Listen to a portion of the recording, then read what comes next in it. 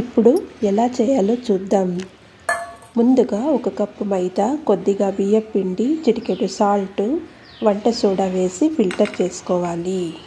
తర్వాత అందులోకి నిమ్మరసం, ఫుడ్ కలర్ వేసి బాగా కలపాలి. తర్వాత కొద్దిగా వాటర్ వేసి పిండిని ఇడ్లీ పిండిలాగా కలపాలి. జారుడులాగా కలపాలి. చూడండి, ఇప్పుడు చూపిస్తున్నాను కదా, ఇలా కలిపి పెట్టుకోవాలి. ఇంకొక కడాయి తీసుకొని అందులోకి 1.5 కప్ షుగర్ వేసి, తర్వాత 1/4 కప్ వాటర్ వేసి బాగా కలిపి బాగా మరిగించాలి.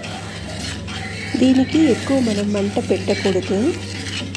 సిమ్లో పెట్టుకొని, సిమ్ కాకుండా కొద్దిగా ఎక్కువగా మంట పెట్టుకొని బాగా మంటించుకొని నీట్గా ఇలా రావాలి.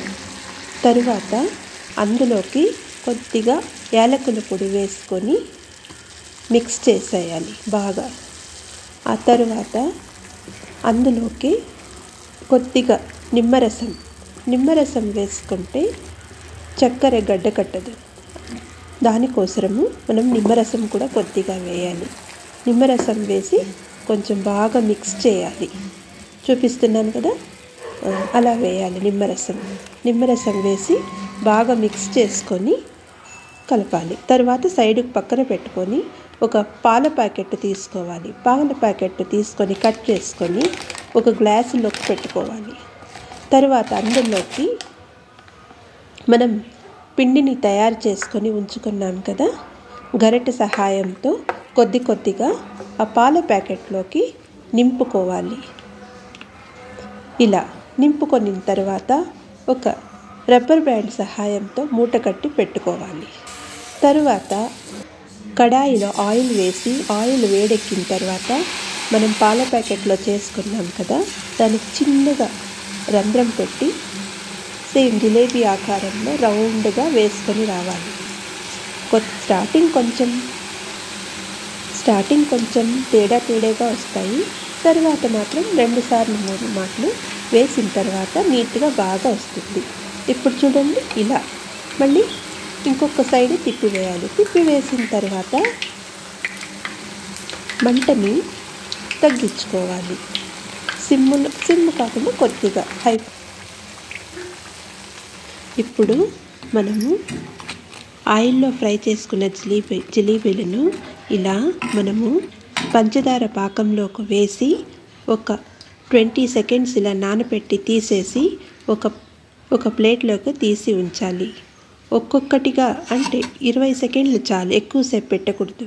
ఎక్కువ పెట్టుకుంటే జ్యూసీగా అవుతుంది.